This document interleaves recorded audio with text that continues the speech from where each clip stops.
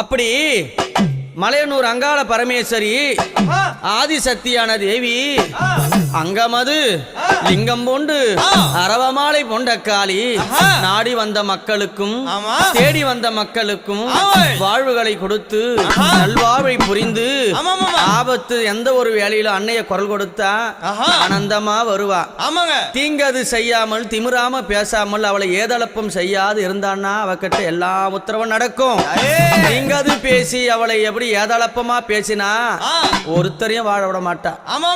நம்பியவருக்கு தெய்வம் அங்காளி. எப்படி நம்பியவருக்கு தெய்வம், நம்பாதவர்களுக்கு யாரு அம்மா? நம்பாதவர்களுக்கு அவளே மகா பெரிய பிசாசாவா. அப்பேர் கொண்ட சக்தி எங்க அம்மா எப்படி வரானா, எம்மா பழுத்த சட மார்பிலாட பச்சை போனோம் எழுந்தாட பத்தினியால